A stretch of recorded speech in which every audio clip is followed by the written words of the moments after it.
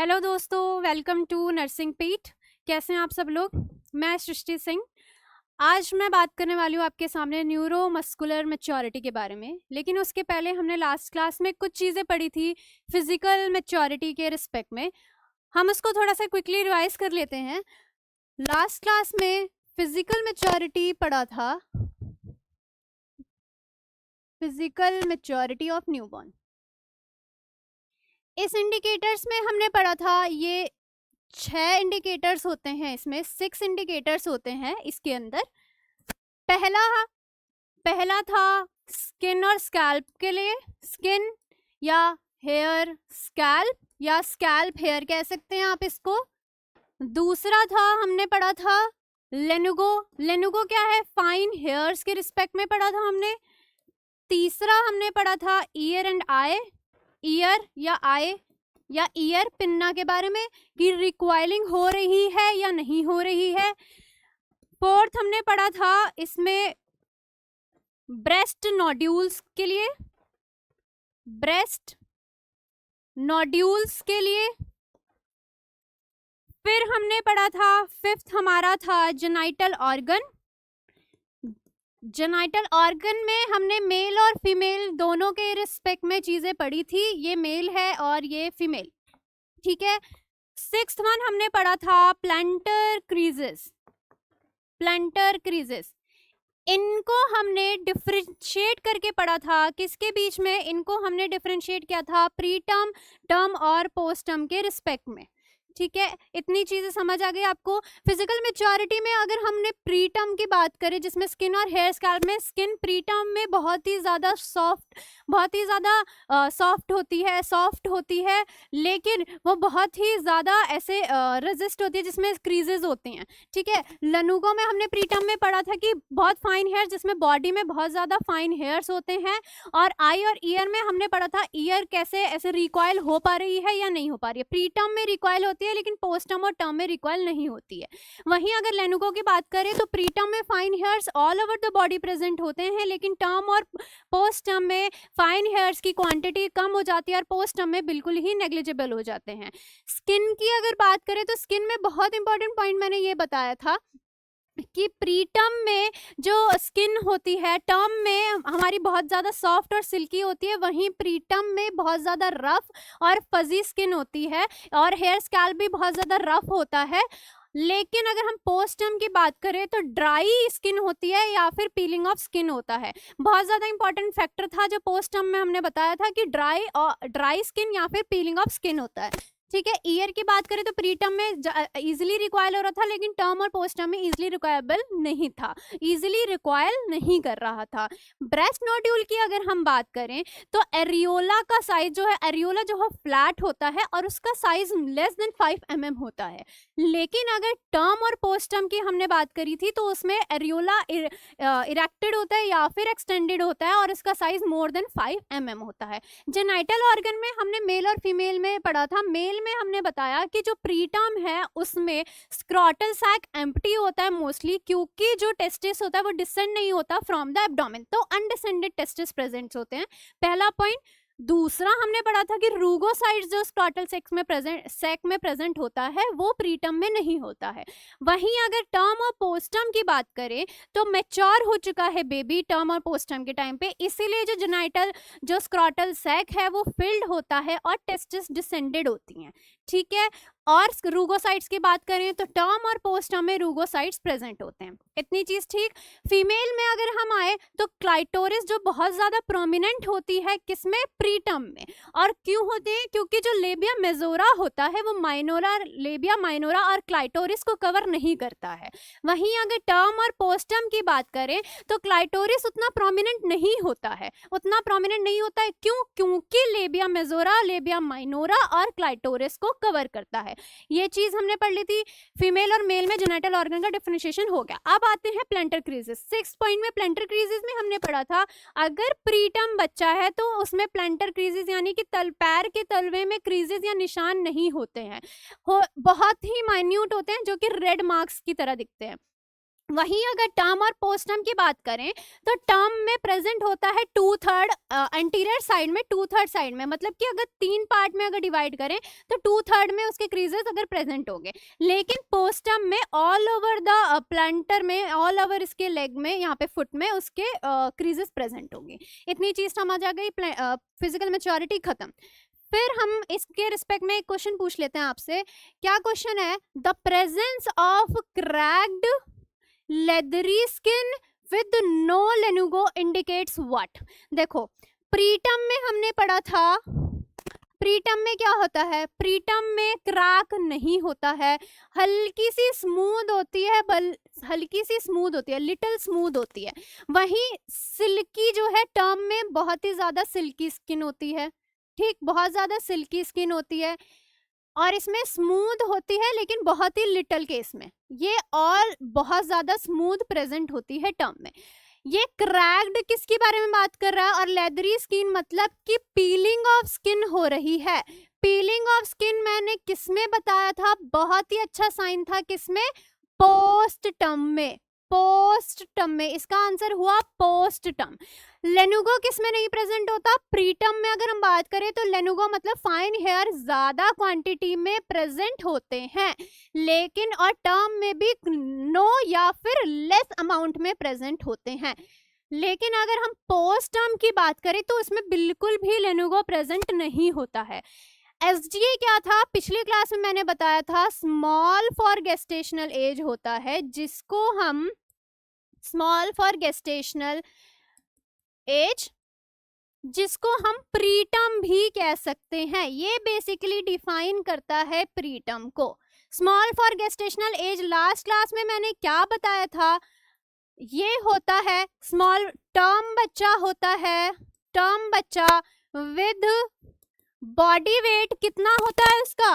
With weight less than या फिर equal to 1.5 kg। ये मैंने स्मॉल फॉर गेस्टेशनल एज बताया था, टर्म होता है। लेकिन ओवरऑल अगर हम माने तो एक तरीके से प्री टर्म में कंसीडर हम इसको कर सकते हैं, तो एसजीए भी इसका आंसर नहीं होगा। ठीक है, इतनी चीज समझ आ गई? समझ आ गई। नेक्स्ट अगले टॉपिक की तरफ में हम चलते हैं। हमारा आज का टॉपिक है न्यूरोमस्कुलर मैच्योरिटी। न्यूरोमस्कुलर मैच्योरिटी के इंडिकेटर्स किसके? न्यूबॉर्न के। मैच्योरिटी, इसके भी 6 इंडिकेटर्स होते हैं, इसमें भी टोटल 6 इंडिकेटर्स होते हैं, 6 इंडिकेटर्स, जैसे कि फिजिकल मैच्योरिटी में होते हैं।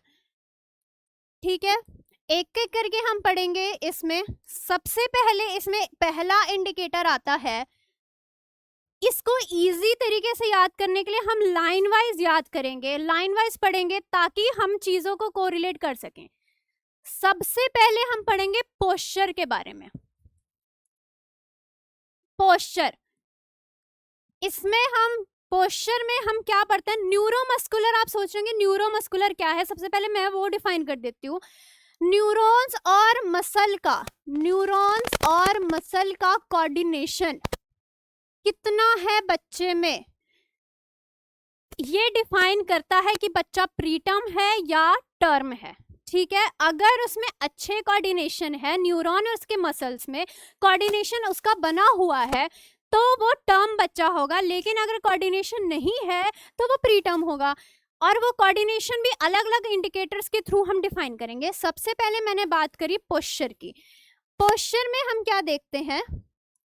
हम देखेंगे कि बच्चे का flexion, flexion of baby during या आफ्टर बर्थ। ड्यूरिंग बर्थ ये क्या एसेस करता है? ये एसेस करता है फ्लेक्शन ऑफ द बेबी। ठीक, अगर बच्चा फ्लेक्शन मतलब कि बच्चा जो नॉर्मली होता है वो हमेशा फ्लेक्स्ड स्टेज में रहता है, यानी कि उसके हाथ हमेशा फ्लेक्स्ड स्टेज में, मतलब कि ऐसे रहेंगे, और पैर भी हमेशा फ्लेक्स्ड स्टेज में रहते हैं। तो ये है हमारा टर्म बेबी, मतलब कि ये मैच्योर्ड बेबी है।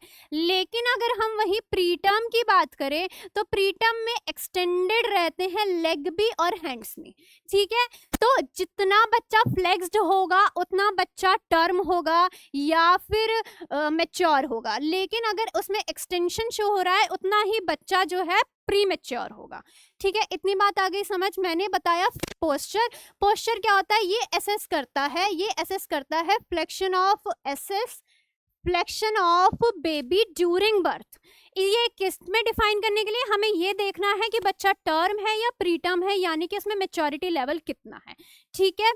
नेक्स्ट हमने बात करें अगर, तो नेक्स्ट है हमारा पोस्चर के बाद आया second arm recoil. Arm recoil, देखो पोस्चर हमें पता चल गया वो फ्लेक्स्ड रहता है, ठीक है। ये किस लिए काम आता है, ये इट मेजर्स या फिर एसेस क्या, फ्लेक्शन या coordination between flexion of bicep muscles. Bicep muscles के फ्लेक्शन को देखने के लिए हम आर्म रिकॉइलिंग टेस्ट करते हैं या फिर आर्म रिकॉइलिंग देखते हैं। इसमें क्या होता है, जो बच्चा है हमें पता है कि हमेशा फ्लेक्स्ड पोजीशन में रहता है, ठीक है, हमेशा फ्लेक्स्ड पोजीशन में रहेगा, ऐसे रहेगा बच्चा, ठीक है। ये होता है मैच्योर। लेकिन अगर प्रीटर्म और टर्म में डिफाइन करें तो हमारा मतलब ये है कि अगर इस फ्लेक्स्ड बच्चे को, इसके आर्म्स को, हम आर्म को या बाइसेप मसल को यहाँ हम इसको ऐसे एक्सटेंड करने की कोशिश करें, ऐसे हम एक्सटेंड करने की कोशिश कर रहे हैं, अगर इसके बाद बच्चा जो है वो वापस से अपने आर्म को दोबारा उसी पोजीशन में लेके आ पा रहा है, फ्लेक्स्ड पोजीशन में अगर ले आ रहा है, मतलब कि उसमें रिकॉइलिंग जल्दी हो जा रही है। बाइसेप मसल के फ्लेक्शन अच्छे हैं कि हमने उसके आर्म ऐसे हैं फ्लेक्स्ड पोजीशन में, हम उसको एक्सटेंड कर रहे हैं, ऐसे एक्सटेंड कर रहे हैं। अगर वो वापस से फ्लेक्स्ड पोजीशन में लेके आ जा रहा है तो मतलब कि वो है टर्म बेबी, टर्म बेबी। लेकिन अगर वो, या फिर अगर हम कहें कि उसके एक्सटेंशन में वो ऐसे ही एक्सटेंडेड रख ले रहा है अपने आर्म को, वापस से उस पोजीशन में नहीं ला पा रहा है, वो है हमारा प्री टर्म बेबी, या फिर वो प्री मैच्योर्ड है, अभी मैच्योर नहीं हुआ है, ठीक है। क्या बताया मैंने, arm recoiling test. Arm recoiling में हम क्या चेक करते हैं, it measures the flexion of the bicep muscle. Bicep muscle में कितना फ्लेक्शन है, बच्चा हमारा ऐसे फ्लेक्स्ड पोजीशन में, अगर हम उसको एक्सटेंड करने की कोशिश करेंगे और वापस से वो रिकॉइलिंग ले आ रहा है, अपने वापस से उसको उस रीपोजिशन में रिकॉइल कर ले रहा है, तो उसको हम कहेंगे, यानी कि रिकॉइल यानी कि स्पाइरल बैक, या फिर हम कह सकते हैं स्पाइरल बैक कर ले रहा है, स्पाइरल बैक हो जा रहा है इसमें बच्चे का हाथ, ठीक है, स्पाइरल बैक कर ले रहा है। इसका मतलब कि वो टर्म बेबी है, लेकिन वहीं अगर बच्चे का हाथ जो है एक्सटेंडेड पोजीशन में ही है, वो रिकॉइलिंग नहीं कर पा रहा है, तो वो हमारा प्रीटर्म बच्चा हुआ। इसमें एक और डिफरेंशिएशन हम देखते हैं, हमने बोला कि बाइसेप मसल के देखते हैं, हम बाइसेप्स मसल के देखते हैं। तो अगर जो है अगर हम देखें कि ऐसे अगर हम बच्चे को, इसका मैं, अगर हम देखें कि मिड लाइन से जो है बच्चे का एंगल मोर देन 90 डिग्री बन रहा है, जितना ज्यादा एंगल बन रहा है एक्सटेंशन का, मतलब कि एक्सटेंशन का एंगल ऑफ एक्सटेंशन ज्यादा है, एंगल ऑफ एक्सटेंशन मोर है, एंगल ऑफ एक्सटेंशन मोर, उतना ही बच्चा लेस मैच्योर होगा। या फिर हम इसको उल्टा ये बोल सकते हैं कि एंगल ऑफ एक्सटेंशन लेस,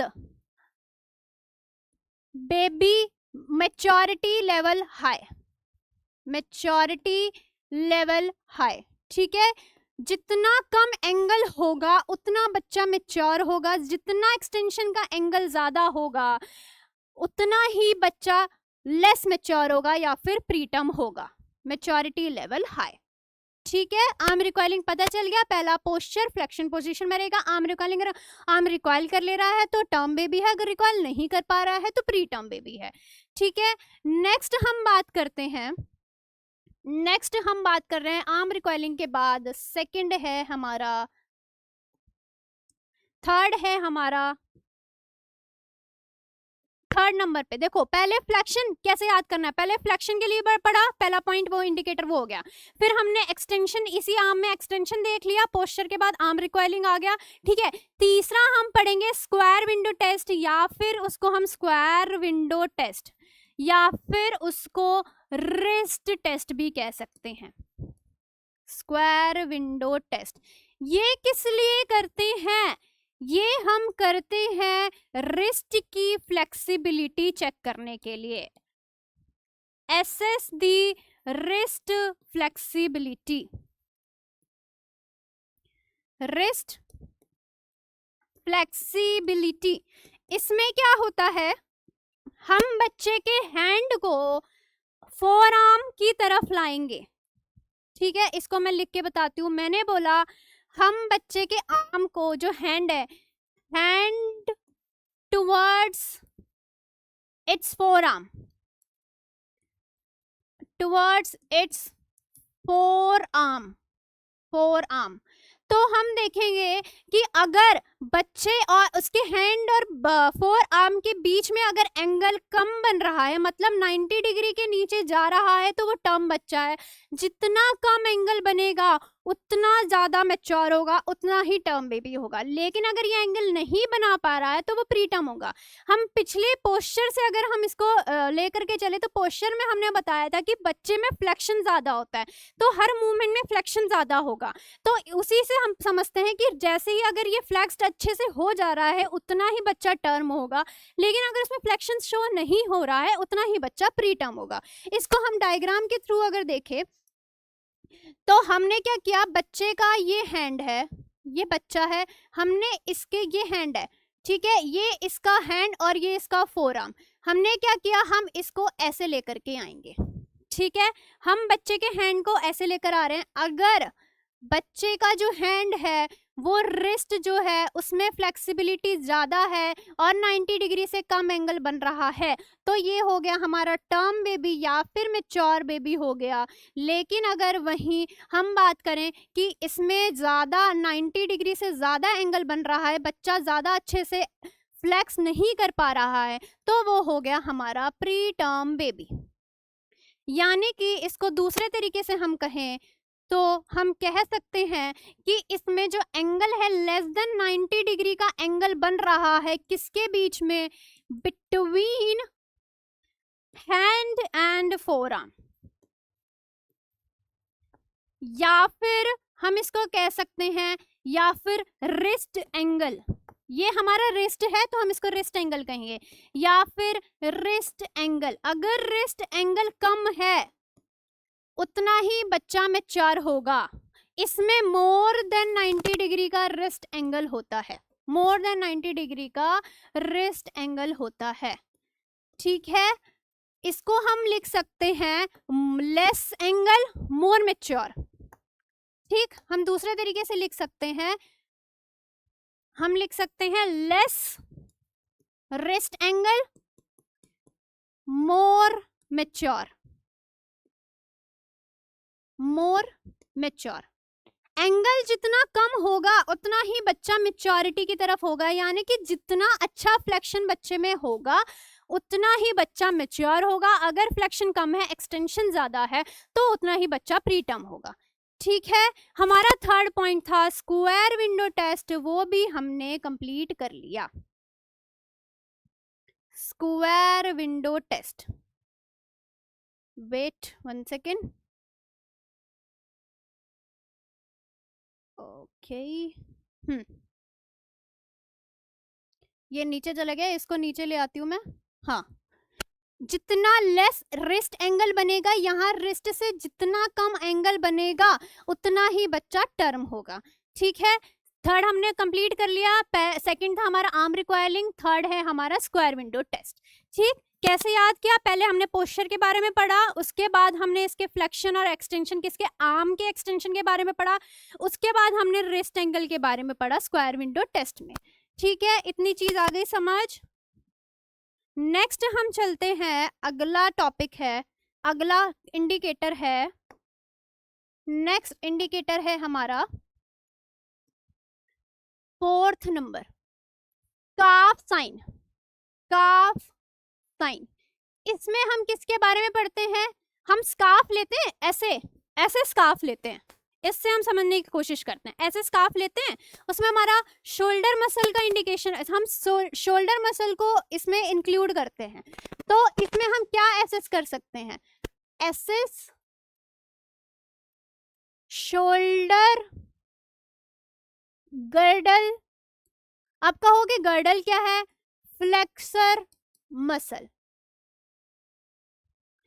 ये जो एंगल है शोल्डर का गर्डल, जो हमारे क्लेविकल और पीछे स्कैपुला से जॉइंट है यहाँ पे, जिसकी वजह से हमारे शोल्डर में मूवमेंट हो रही है, ये वाला जो हमारा एंगल है शोल्डर गर्डल, उसके फ्लेक्सर मसल, मतलब कि कितना फ्लेक्शन हो रहा है, कितनी अच्छे से फ्लेक्सिबिलिटी है उसमें, उसको हम एसेस करते हैं स्कार्फ साइन में। इसमें हम क्या करते हैं, डायग्राम से अच्छे से समझाती हूँ। जैसे कि आपको पता है कि हम ऐसे स्कार्फ लेते हैं, ऐसे लेते हैं ना, वैसे ही हम बच्चे को क्या करेंगे, बच्चे का हैंड जो है, ये बच्चे का हैंड, हम उसके एक शोल्डर से लेकर के दूसरे शोल्डर की तरफ लेकर के जाएंगे। ठीक है, बच्चे का हैंड है, उसको हम कोशिश करेंगे कि एक शोल्डर से दूसरे शोल्डर की तरफ लेकर के जाएं। वेट, ऐसे हम कोशिश करेंगे इसको यहां से दूसरे शोल्डर की तरफ लेकर के जाएं। ठीक है, ये बच्चे का मिड लाइन है और ये चेस्ट है। तो अगर बच्चे का हाथ चेस्ट से अक्रॉस दूसरे शोल्डर तक अच्छे से जा रहा है, यानी कि डायग्राम में देखें तो अगर बच्चे का हाथ मिड लाइन को क्रॉस कर रहा है, ऐसे मिड लाइन को क्रॉस कर दिया, चेस्ट के अक्रॉस जा रहा है, दूसरे शोल्डर तक जा रहा है ऐसे, तो इसका मतलब है कि बच्चा हमारा टर्म है, क्योंकि अच्छा फ्लेक्शन दिख रहा है, उसके में जो एंगल है वो कम बन रहा है, यानी कि अच्छे से फ्लेक्शन हो पा रहा है। तो ये हमारा टर्म बेबी हुआ या फिर मैच्योर बेबी है, ये हमारा टर्म बेबी हुआ या फिर हम मैच्योर बेबी कह सकते हैं। और अगर बच्चे का हाथ जो है सेंट्रल लाइन को क्रॉस नहीं कर रहा है, यहीं तक रह रहा है, यहीं तक रह रहा है, तो उसको हम कहेंगे प्रीटर्म बेबी। नहीं, उल्टा बता दिया मैंने बोला कि टर्म बेबी में फ्लेक्शन ज्यादा शो होता है, यानी कि वो रेस्ट्रिक्ट कर जाएगा, अपने आप को फ्लेक्शन ज्यादा नहीं करेगा। लेकिन प्रीटर्म में क्या होता है कि एक्सटेंशन ज्यादा होता है, तो वो अच्छे से एक्सटेंड कर लेगा अपना हाथ, मतलब कि वो दूसरे शोल्डर तक ले जाके अपना उसमें एक्सटेंशन अच्छे से शो हो पाएगा। ठीक है, अगर एक्सटेंशन दिख रहा है, सेंट्रल लाइन को क्रॉस कर रहा है, एक्सटेंशन ज्यादा है मतलब कि, तो वो प्रीटर्म बेबी हुआ। वहीं अगर वो एक्सटेंशन नहीं शो कर रहा है, उसमें फ्लेक्शन ज्यादा है, फ्लेक्शन ये हुआ, फ्लेक्शन मतलब फ्लेक्सिबिलिटी, और ये हुआ ये हमारा फ्लेक्शन हुआ। अगर सिकोड़ के रख रहा है और एक्सटेंशन मतलब ऐसे फैला के रख रहा है, उसमें एंगल जो है हर चीज में ज्यादा बन रहा है। ठीक है, तो प्रीटर्म में यहाँ पे सेंट्रल लाइन से हमारा देखेंगे तो एंगल ज्यादा बन रहा है, लेकिन अगर इसमें हम सेंट्रल लाइन से हम ऐसे अगर एंगल देखें तो एंगल कम बन रहा है। तो मैंने बताया आपको कि जितना कम एंगल बनेगा उतना ही बच्चा टर्म होगा, यानी कि मैच्योर होगा, लेकिन जितना एंगल ज्यादा बनेगा उतना ही बच्चा प्रीटर्म होगा, उतना ही इमेच्योर बच्चा होगा। ये एंगल जो है ज्यादा बन रहा है, इसमें एंगल कम बन रहा है, एक्सटेंशन ज्यादा शो कर रहा है और इसमें एक्सटेंशन नहीं, फ्लेक्शन ज्यादा शो कर रहा है, इसीलिए ये प्रीटर्म है और ये टर्म है। ये है हमारा स्कार्फ साइन। किस लिए करते हैं? Assess the shoulder girder flexion muscle के लिए। ठीक है, इतनी चीज आ गई समझ। क्या बताया पहले? Posture, flexion. उसके बाद दूसरा मैंने बताया आपको कि कितने अच्छे से हमारा ये बाइसेप मसल में कितना आर्म रिकॉइलिंग उसकी हो पा रही है। फिर मैंने बताया स्क्वायर विंडो, जिसमें हम रिस्ट की फ्लेक्सिबिलिटी देख रहे हैं, और फिर आया स्कार्फ साइन, जिसमें हम शोल्डर की फ्लेक्सिबिलिटी देख रहे हैं। फिफ्थ पॉइंट है हमारा, 4 चीजें हो गई। फिफ्थ पॉइंट है पॉप्लीटियल एंगल। पॉप्लीटियल एंगल, पॉप्लीटियल क्या है? पॉप्लीटियल आपको नाम से समझ आ रहा होगा, जब हम पल्स के बारे में पढ़ते हैं उसमें हमने पढ़ा है जो नी कैप या फिर नी के पोस्टीरियर साइड में जो नर्व जाती है वो पॉप्लीटल नर्व होती है, ठीक है। जब हमने पल्सेस के बारे में पढ़ा था उसमें हमने पढ़ा है कि पॉप्लीटल नर्व कहाँ होती है, नी के पोस्टीरियर साइड में, इतनी चीज, ठीक है। वहां के एंगल के हम बारे में बात कर रहे हैं, नाम से ही पता चल रहा है कि हम पॉप्लीटल एंगल कहाँ, नी के बैक साइड या फिर नी में जो एक्सटेंशन फ्लेक्शन बन रहा है वहां के एंगल के बारे में बात कर रहे हैं। मैं डायग्राम से आपको बताऊं उसके पहले, एसएसडी ये किस लिए होता है, एसएसडी पॉप्लीटल या फिर एक्सटेंशन या फिर किसके बारे में, flexion of knee joint, knee joint या फिर नी कह सकते हैं, ठीक। डायग्राम से मैं आपको बताऊं, अगर बच्चा लेटा है हम इसमें क्या करेंगे, हम इसको क्या करेंगे, बच्चे का जो लेग है उसको हम एब्डोमेन की तरफ में होल्ड करके रखेंगे, हम बच्चे का एक पैर एब्डोमेन की तरफ में होल्ड करके रखेंगे। मैं लिख दे रही हूं, held the thigh against the abdomen, against the abdomen. हम बच्चे का जो थाई पोर्शन है, जो ये थाई वाला पोर्शन है, उसको हम एब्डोमेन की तरफ में रखेंगे, एब्डोमेन वहां पे होल्ड करके रखेंगे, ठीक है। उसके बाद क्या होगा, अगर बच्चे का जो ये एक्सटेंशन है, होल्ड करने के बाद हम इसको मूव करेंगे, हमने थाई पोर्शन को होल्ड करके रखा, उसके बाद जो रिमेनिंग लेग है उसको हम ऊपर उठाने की कोशिश करेंगे, ठीक है, ऊपर उठाने की कोशिश करेंगे।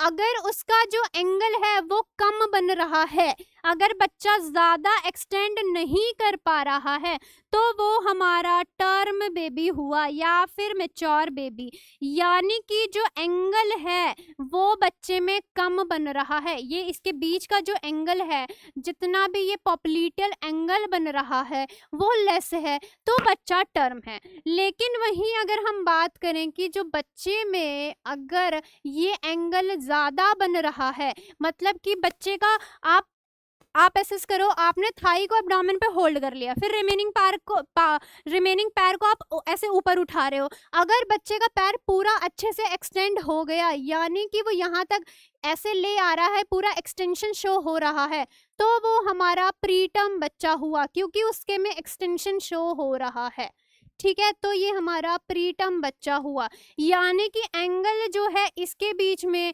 ज्यादा बन रहा है, मतलब कि मोर देन 90 डिग्री या फिर 180 डिग्री का एंगल इसमें बन रहा है।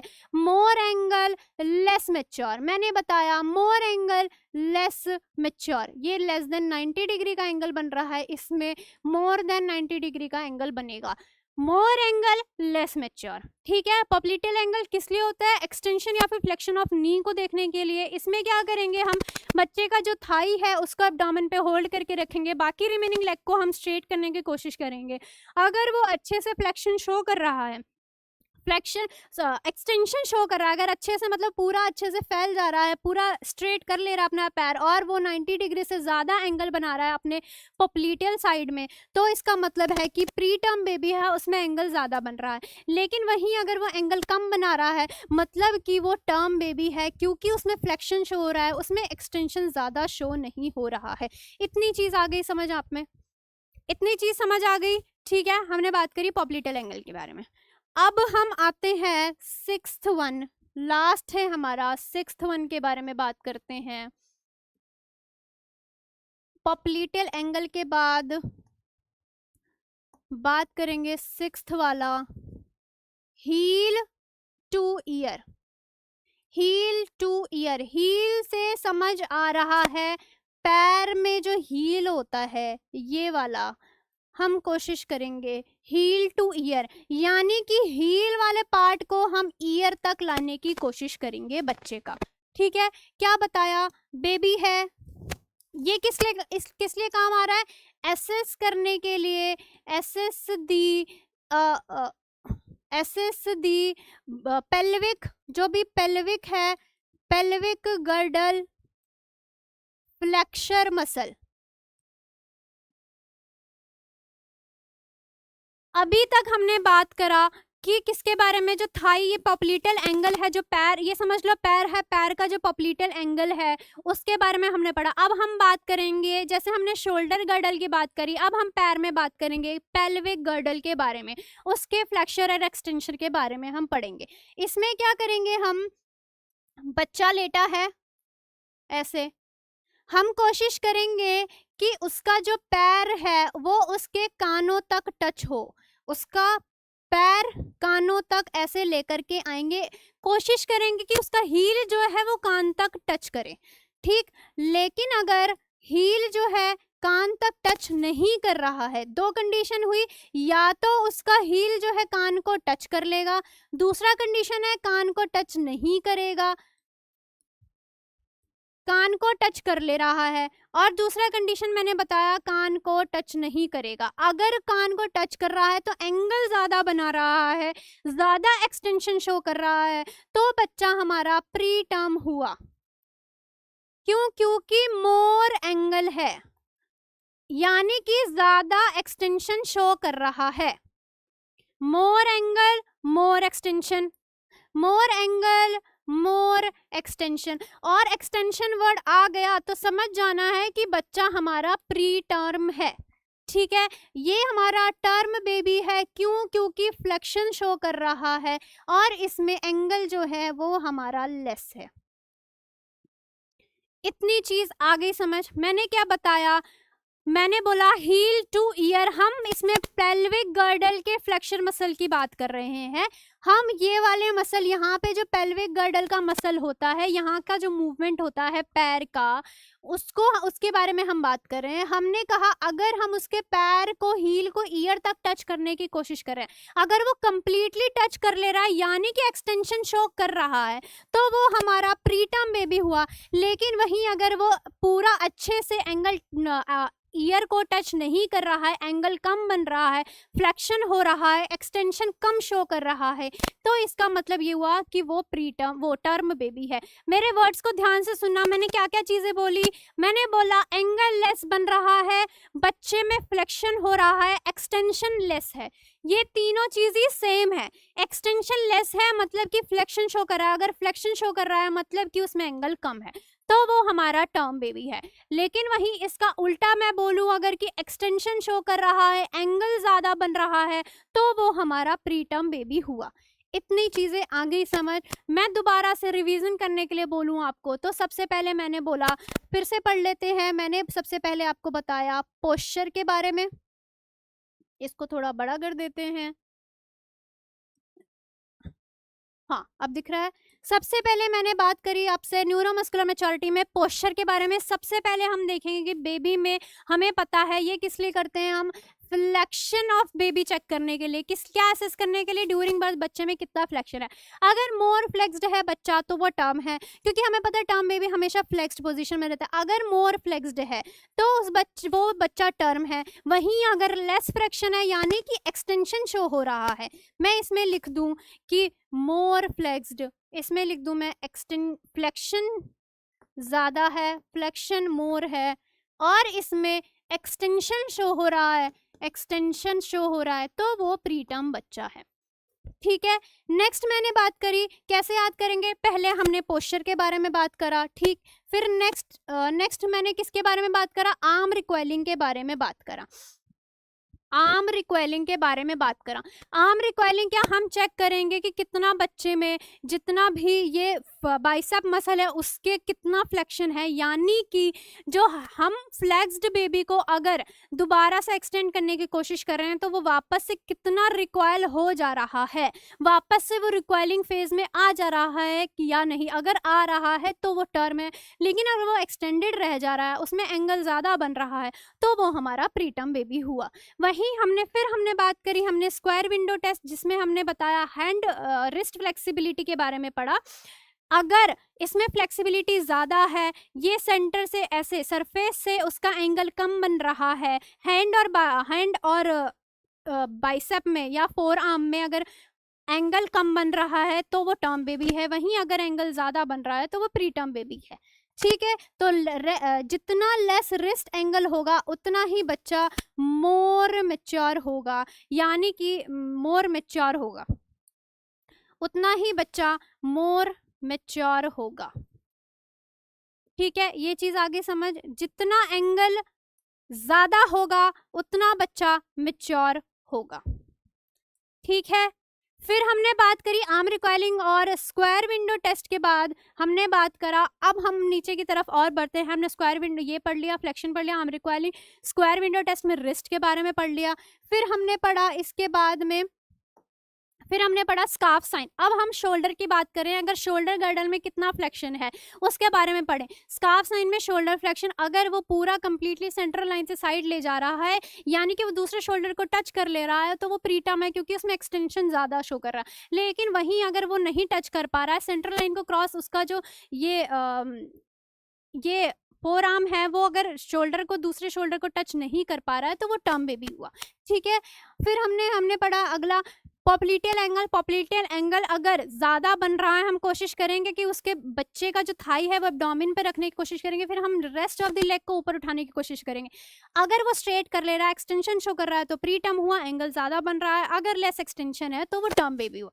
फिर उसके बाद हम हील टू ईयर टेस्ट करते हैं, जिसमें हम कोशिश करते हैं कि पेल्विक गर्डल मसल को टेस्ट करने की। हम कोशिश करेंगे बच्चे का जो पैर है वो जो हील है वो ईयर तक टच करे। अगर ईयर तक टच कर रहा है, एक्सटेंशन शो कर रहा है, एंगल ज़्यादा बन रहा है, तो वो प्रीटर्म है। वहीं अगर नहीं टच कर रहा है, एंगल कम बन रहा है, तो वहीं वो हमारा टर्म बेबी हुआ। इसको देखने के लिए इतनी चीज़ समझ है मैंने फिजिकल मैच्योरिटी, और इसको देखने के लिए मैं एक चीज़ और दिखा दूं आपको, डायग्राम के थ्रू हम देख लेते हैं फिजिकल मैच्योरिटी और न्यूरोमस्कुलर मैच्योरिटी। मैं आपको ये डायग्राम दिखा देती हूँ। ये देखो, मैंने बताया फिजिकल मैच्योरिटी में कल हमने पढ़ा था स्किन। स्किन जो है बच्चे की प्रीटर्म में स्टिकी होती है, ज़्यादा ट्रांसपेरेंट होती है, जिसमें वेसल शो होती हैं।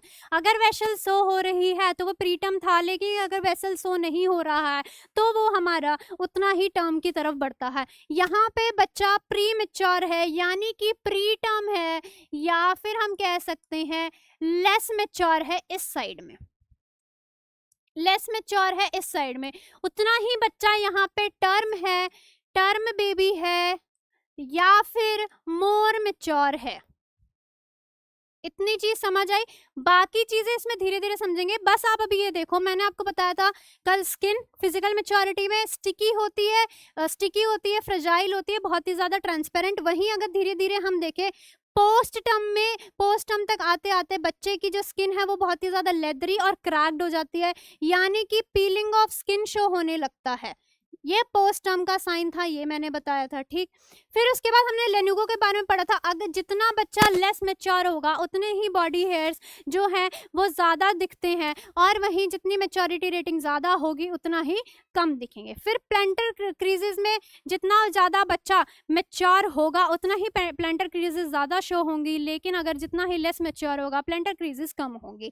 ब्रेस्ट नोड्यूल्स के बारे में हमने बताया, एरियोला जो थिन होता है वो प्रीटर्म बच्चा है, लेकिन वहीं अगर एरियोला का साइज बड़ा हो जाता है, फुल एरियोला हो जाता है, कंप्लीट बर्ड बन जाते हैं, तो वो टर्म की तरफ आ जाता है। आई और ईयर में अगर ज्यादा आई पिन्ना में फ्लेक्शन शो हो रहा है, आई में ज्यादा फ्लेक्शन शो हो रहा है, तो वो हमारा बहुत ही प्रीटर्म हुआ, क्योंकि फ्लेक्शन अच्छे से शो हो रहा है। और उसके बाद अगर वहीं थिक कार्टिलेज है और ईयर जो बहुत स्टिफ है उसमें रिकॉइलिंग या फिर ईयर पिनर रिकॉइल नहीं हो पा रहा है अच्छे से, तो वो हमारा पोस्टर्म या फिर टर्म बेबी हो गया। जेनाइटल ऑर्गन में मेल और फीमेल में, मेल में पढ़ा था कि जो स्क्रॉटल सैक है फ्लैट, यानी कि फ्लैट को हम कह सकते हैं एम्प्टी होता है। इसको आप एम्प्टी भी लिख सकते हैं कि स्क्रॉटल सैक एम्प्टी होता है क्योंकि अनडिसेंडेड टेस्टिस होता है, वहीं पोस्टर्म में डिसेंडेड टेस्टिस होते हैं। ठीक है, तो स्क्रॉटल सैक एम्प्टी नहीं होगा। जेनाइटल फीमेल में क्लाइटोरिस प्रोमिनेंट होता है, लेबिया मेजोरा कम होता है, कवरिंग कम होती है। वहीं अगर हम धीरे धीरे और मैच्योरिटी की तरफ बढ़े तो लेबिया मेजोरा अच्छे से कवर करता है, क्लाइटोरिस उतना प्रोमिनेंट नहीं होता।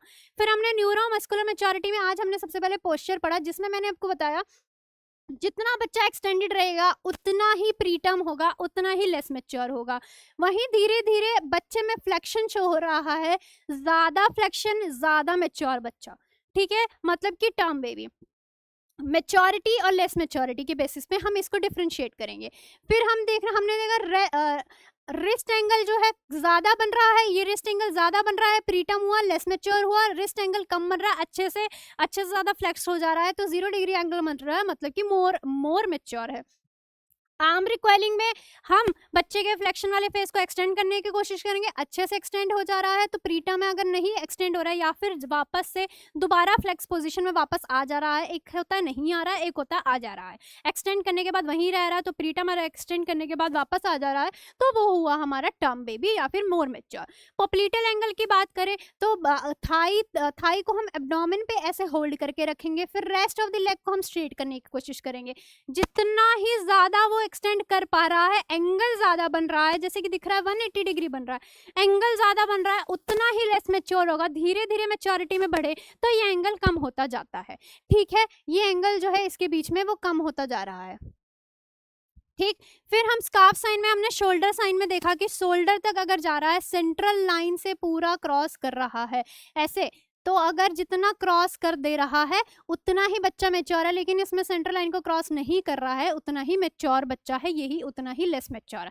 हील टू ईयर में अगर हील तक टच कर रहा है तो मेच्योर है, अगर ईयर तक नहीं टच कर रहा है तो अगर टच कर रहा है तो लेस मेच्योर है, मतलब कि प्री टर्म है, और अगर टच नहीं कर रहा है तो वो बच्चा ज्यादा ही मेच्योर है, क्योंकि उसमें फ्लेक्शन दिख रहा है और इसमें एक्सटेंशन दिख रहा है। इतनी चीजें समझ आ गई, न्यूरोमस्कुलर मेच्योरिटी समझ आ गया। इसके लिए, इसको समझने के लिए मैं 2-4 क्वेश्चन पूछना चाहूंगी।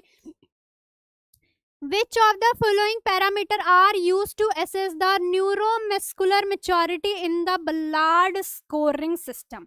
अच्छा, ये टॉपिक पढ़ने से पहले आप पूछेंगे मैम ये बल्लार्ड स्कोरिंग क्या है। बल्लार्ड स्कोरिंग के बारे में पढ़ लेते हैं। बल्लार्ड स्कोरिंग सिस्टम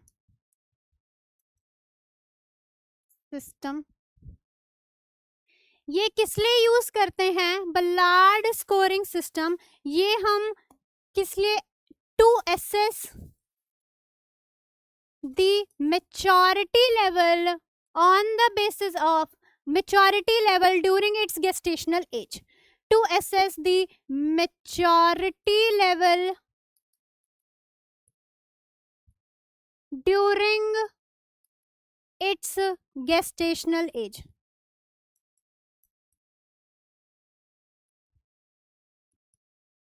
गेस्टेशनल एज, ठीक है। एक चीज हमने लास्ट में देखी, हमने पढ़ा कि लेनुगो मेच्योरिटी मोस्ट बार्डली, ठीक है।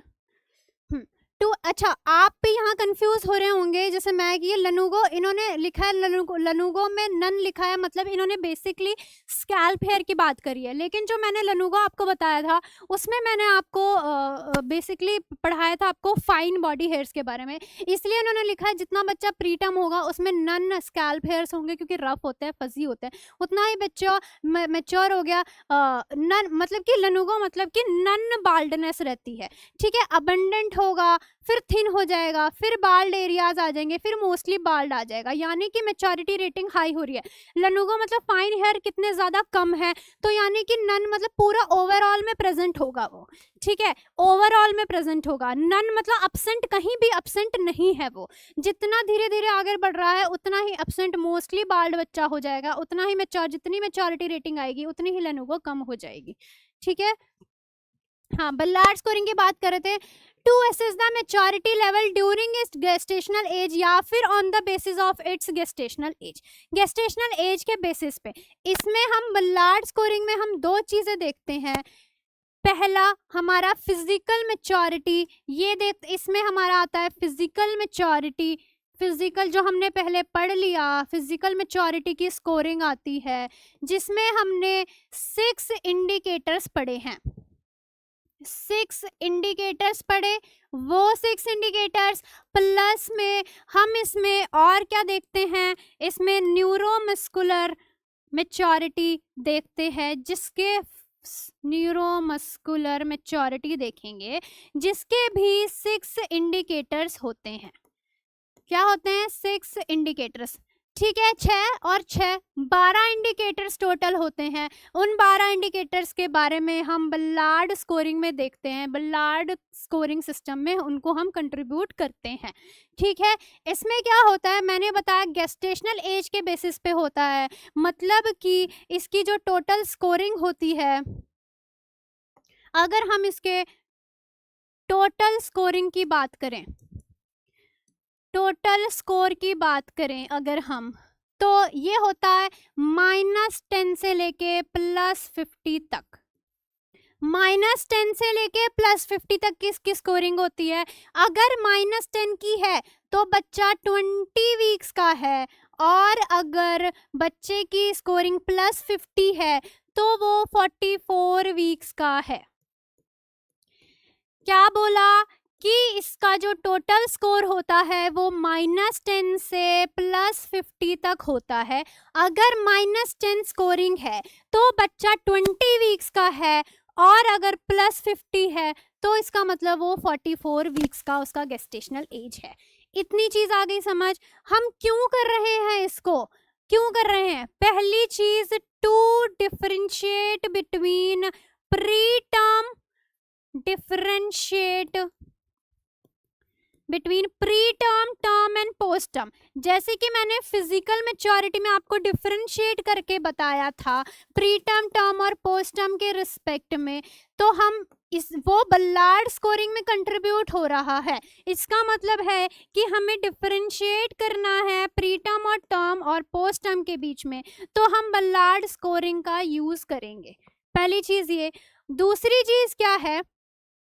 पहली चीज हमारा क्वेश्चन था वाई, क्यों कर रहे हैं, उसका पहले ये था क्यों कर रहे हैं, क्योंकि हमें डिफरेंशिएट करना है टर्म, प्री टर्म और पोस्ट टर्म के बीच में। फिर अगर हम दूसरी बात करें, दूसरा पॉइंट हमारा ये है, अगर if gestational age is undefined, if gestational age is undefined और हमें नहीं पता है कि मदर की लास्ट LMP क्या है, गेस्टेशनल एज या फिर LMP यानी कि लास्ट मेंस्ट्रुअल पीरियड की जो डेट है, लास्ट LMP जो है वो अनडिफाइंड है, यानी कि नहीं पता है हमें, तो हम कैसे पता करें कि बच्चा मैच्योर है या इमैच्योर है या फिर टर्म है या फिर प्री टर्म है? इस कंडीशन के लिए हम बल्लार्ड स्कोरिंग का यूज करते हैं, जिसमें हम फिजिकल मैच्योरिटी और मस्कुलर मैच्योरिटी के बारे में देखते हैं, जिसकी टोटल स्कोरिंग होती है -10 से +50 तक। -10 है तो बच्चा 20 वीक्स का है, +50 है तो 44 वीक्स का है। कैसे? हमने इसमें डायग्राम में हमने देखा, हम इसमें एसेस करते हैं। जो डायग्राम अभी आपने देखा, इसमें -1 से +50 तक की स्कोरिंग हो रही है। मैंने एक चीज लिख दी आपको, -1 से +50 तक। इसको करेक्ट कर लेते हैं। -1 से +50 तक की स्कोरिंग होती है, -1 से +50 तक की स्कोरिंग होती है। जैसे कि डायग्राम में देखो, अगर -1 है, -1 की रेटिंग है तो उतना ही बच्चा प्री मैच्योर है, यानी कि लेस मैच्योर है, प्री टर्म है उतना ही बच्चा। लेकिन वही है, जैसे जैसे बच्चा मैच्योर हो रहा है तो हाई स्कोरिंग होती जा रही है, उतना ही बच्चा मोर मैच्योर होगा। ठीक है, उतना ही बच्चा मोर मैच्योर होगा। टोटल स्कोरिंग -1 से +50, -1 मतलब 20 वीक्स का, +50 है तो 44 वीक्स का। क्यों किया जाता है? ताकि हम डिफरेंशिएट कर सके प्री टर्म, टर्म और पोस्ट टर्म के रिस्पेक्ट में। फिर हमने दूसरा पॉइंट क्या था, इफ गेस्टेशनल एज या फिर LMP हमें नहीं पता है, बच्चे की अनडिफाइंड है, तो उस कंडीशन में हम बल्लार्ड स्कोरिंग सिस्टम का हम यूज करते हैं। ये दोनों चीजें आपकी क्लियर हो गई। ठीक है, फिर मैं बात करूं बल्लार्ड स्कोरिंग में कि फिजिकल मैच्योरिटी, ये हर एक each indicator has 5 point, each indicators have 5 points. दोनों फिजिकल मैच्योरिटी और न्यूरोमस्कुलर मैच्योरिटी, दोनों के हर एक इंडिकेटर के 5 पॉइंट्स है, -1 से 5 पॉइंट तक है, अप टिल 5 पॉइंट है ईच इंडिकेटर।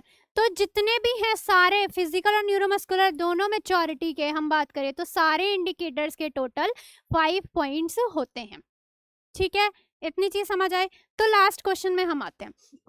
मैंने आपसे प्रीवियस क्वेश्चन पूछा था which of the following parameter are used to assess neuromuscular maturity, पढ़ लिया है। बल्लार्ड स्कोरिंग सिस्टम पढ़ लिया है। तो ये पूछ रहा है कि कौन सा पैरामीटर है हम इसमें से यूज करेंगे to assess the neuromuscular maturity in the Ballard scoring. Ballard scoring में न्यूरोमस्कुलर मैच्योरिटी आता है। तो बेसिकली हमें फोकस करना है वो पैरामीटर जो न्यूरोमस्कुलर मैच्योरिटी के अंदर आते हैं। पहला स्किन, लेनुगो और प्लेंटर क्रीजेस। हमें पता है कि हमने इसके बारे में फिजिकल मैच्योरिटी में पढ़ा था।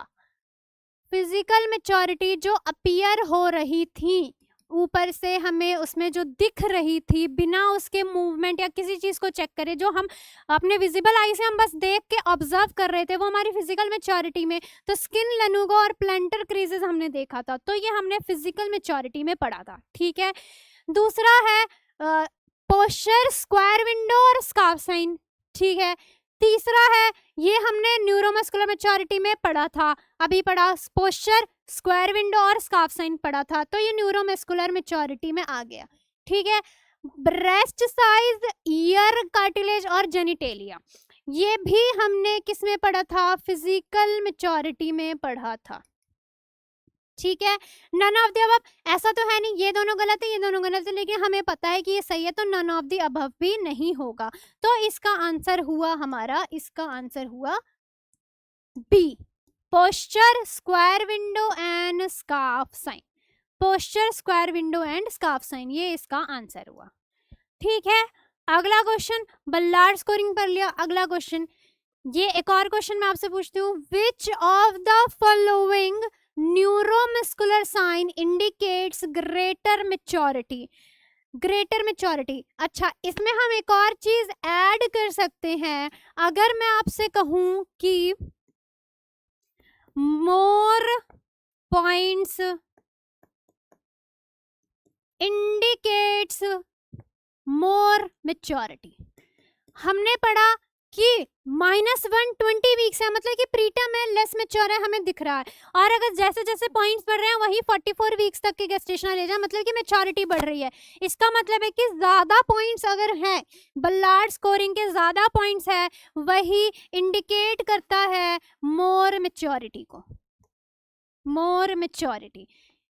ठीक है, अगर इसको दूसरी भाषा में हम कहें तो less points, less score indicates less maturity, वही more points indicates, more scoring indicates more maturity. ठीक है, तो हमारे से क्वेश्चन पूछा है which of the following neuromuscular sign, पहली बात तो न्यूरोमस्कुलर साइन के बारे में पूछा है। ठीक है, फिर पूछा indicates greater maturity. Greater maturity यानी कि जितना ज्यादा टर्म में भी है उतनी ज्यादा मैच्योरिटी ज्यादा है, उतना ज्यादा स्कोरिंग ज्यादा है। इतनी चीज समझ आई। न्यूरोमस्कुलर मैच्योरिटी मतलब कि मोर टर्म, मोर स्कोर और मोर मैच्योर। ठीक, मोर मैच्योर। तो इस ऑप्शन में से कौन सी ऐसी चीज है, कौन सा ऐसा साइन है जो आपको ये बता रहा है कि बच्चा टर्म है या फिर मोर मैच्योर है? पहला, extended posture of the limb. हमें आंसर में देखना, एक्सटेंडेड बोला है, सबसे पहले पकड़ लेना एक्सटेंडेड किस में, एक्सटेंशन सबसे ज्यादा किस में होता है? लेस मैच्योर, यानी कि प्रीटर्म में भी। तो ये हमारा लेस मैच्योर हो गया, ये भी आंसर नहीं हुआ। फिर flexible wrist with more than 90 degree, flexible wrist है लेकिन एंगल मोर बन रहा है, यानी कि ज्यादा एंगल बन रहा है, उसकी जो फ्लेक्सिबिलिटी है ज्यादा एंगल बना रहा है, रिस्ट एंगल जो है इसके बीच में ज्यादा बना रहा है, यानी कि एक्सटेंशन फेज में है। फ्लेक्सिबल नहीं देखना है वर्ड, हमें एंगल चेक करना है। मोर एंगल बोला है, मोर देन 90 डिग्री, एंगल ज्यादा है, मोर एंगल। अगर ये लेस एंगल है तो मोर मैच्योर है। ठीक है, यानी कि इसको हम कह सकते हैं, इसमें हम कह सकते हैं more angle less mature, more angle मतलब कि लेस मेच्योर, तो ये भी हाई मेच्योरिटी नहीं हुआ, ये भी लेस मेच्योरिटी में आया। ठीक है, फिर हमने बात करी strong recoil of arms and leg.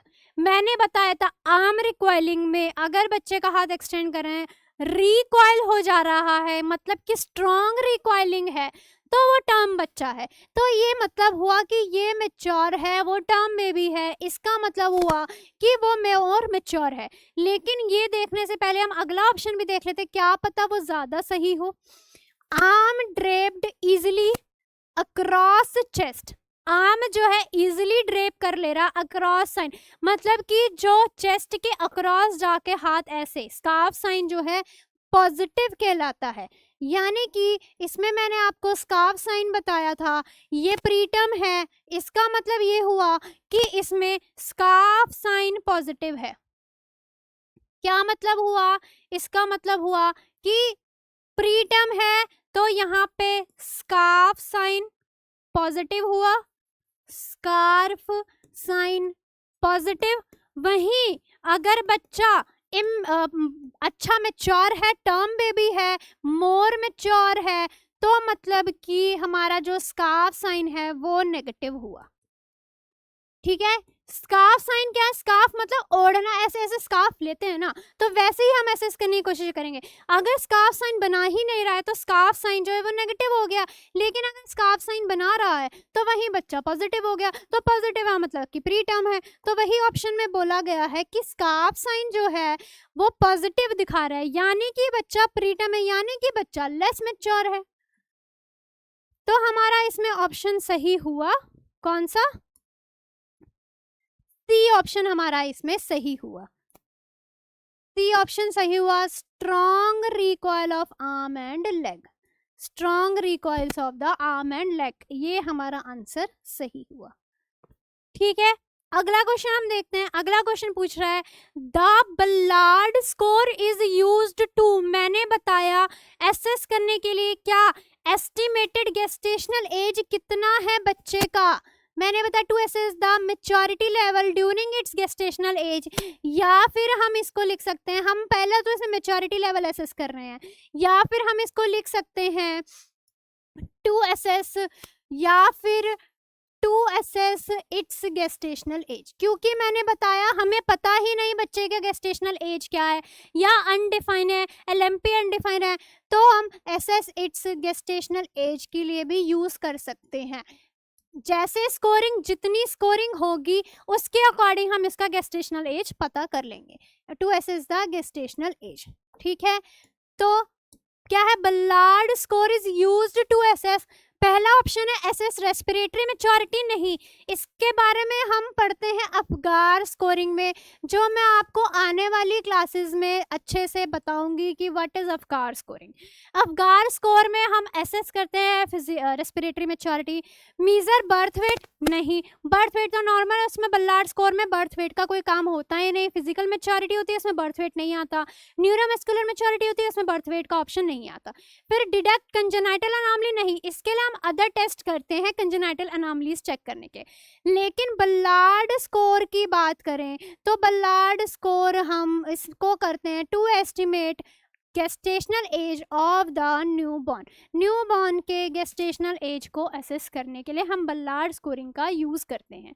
इतनी चीज समझ आ गई, क्वेश्चन से क्विक रिवीजन हो गया आपका। फिर भी मैं एक तरीके स्लाइड को स्क्रॉल करके एक बार क्विक रिवाइज करा देती हूँ। हमने पढ़ा फिजिकल मैच्योरिटी लास्ट क्लास में, फिर आज हमने पढ़ा न्यूरोमस्कुलर मैच्योरिटी, जिसमें हमने सबसे पहले हमने पोस्चर के बारे में पढ़ा, फ्लेक्शन और एक्सटेंशन, फिर उसके बाद हमने आर्म रिकॉइलिंग जिसमें हमने extension of the bicep muscle देखा, मोर फ्लेक्शन मतलब कि मोर मैच्योर, लेस एक्सटेंशन मतलब कि मोर एक्सटेंशन तो ज़्यादा मतलब लेस मैच्योर। मेरा कहने का मतलब ये है कि पोस्चर में अगर बच्चा मोर फ्लेक्स्ड है तो टर्म बेबी है, टर्म बेबी हमेशा फ्लेक्स्ड पोजीशन में रहता है, प्री टर्म बच्चा उतना ही एक्सटेंडेड पोजीशन में रहेगा। ठीक, वैसे ही आर्म रिकॉइलिंग में अगर आर्म रिकॉइल हो जा रहा है फ्लेक्स्ड पोजीशन में तो बच्चा टर्म है, क्योंकि एंगल कम है, फ्लेक्शन शो कर रहा है अच्छा खासा, लेकिन अगर वहीं उसमें एक्सटेंशन शो हो रहा है, इजिली रिकॉइलिंग नहीं हो रही है, उतना ही बच्चा प्री टर्म होगा, लेस मैच्योर होगा। फिर हमने बात करी हमने बात करी उसके बाद रिस्ट एंगल के बारे में, स्क्वायर विंडो टेस्ट। अगर बच्चा एंगल इस सरफेस से एंगल जो है वो ज़्यादा बना रहा है, यानी कि ज़्यादा बना रहा है, बच्चा एक्सटेंडेड फॉर्म में है, उतना ही प्रीटर्म होगा। लेकिन उतना ही एंगल अगर कम है, जो उसका रिस्ट एंगल वो कम है, यानी कि हैंड अगर वो उसके फोर आर्म को टच कर रहा है, तो इसका मतलब है कि स्क्वायर विंडो टेस्ट जो है पॉजिटिव है, यानी कि बच्चा मेच्योर है, उसमें एंगल कम बन रहा है। फिर हमने बात करा पॉप्लीटेल स्कार्फ साइन के बारे में, जिसमें हम शोल्डर गर्डल के फ्लेक्शन के बारे में बात करें। अगर बच्चा पूरा कंप्लीटली अक्रॉस द चेस्ट जा रहा है, यानी कि सेंट्रल लाइन को क्रॉस कर दे रहा है, तो उतना ही बच्चा प्रीटर्म होगा, क्योंकि उसमें एक्सटेंशन ज़्यादा दिख रहा है। लेकिन जितना कम एक्सटेंशन दिखाएगा, फ्लेक्शन दिखाएगा, उतना ही बच्चा मैच्योर होगा। फिर पॉप्लीटेल एंगल, अगर पॉप्लीटेल एंगल ज़्यादा बन रहा है तो बच्चा लेस मैच्योर है, अगर पॉप्लीटेल एंगल कम बन रहा है तो बच्चा लेस मैच्योर है। वो पॉप्लीटेल एंगल अगर कम बन रहा है तो बच्चा मोर मैच्योर है। तो क्या चीज़ इससे आपको पता चली? 3 चीज़ें आपकी बहुत इंपॉर्टेंट है। अगर लेस मैच्योर है बच्चा, पहली बात लेस मैच्योर है तो मोर एंगल बनेगा, जिसके बारे में हम बात कर रहे हैं उसमें मोर एंगल होगा। और क्या होगा? पहला पॉइंट मोर एंगल होगा, लेस मैच्योर है तो मोर एंगल। दूसरा, मोर एक्सटेंशन, ज़्यादा एक्सटेंशन शो करेगा, मोर एक्सटेंशन। वहीं अगर हम बात कर रहे हैं हेल्दी बेबी की, यानी कि टर्म बेबी की, उतना ही बच्चा मोर मैच्योर होगा, उतना ही जो है लेस एंगल होगा। ठीक है। फिर हील टू अगर ईयर तक टच कर रहा है तो मतलब कि वो प्रीटर्म है, लेस मैच्योर है, उतना ही। अगर बच्चा हील को ईयर तक टच नहीं कर रहा है तो बस उसमें एंगल कम बन रहा है, यहाँ पे एंगल कम बन रहा है, तो इसका मतलब कि बच्चा मोर मैच्योर है, क्योंकि एंगल कम बन रहा है। इतनी चीज़ समझ आ गई, क्विक रिविजन हो गया। अब अगली क्लास में हम इसके आगे हम पढ़ेंगे क्या क्या न्यूबॉर्न में जो इमीडिएट केयर हम बच्चे को देते हैं उसके बारे में। अब तक इतना ही। Thank you very much.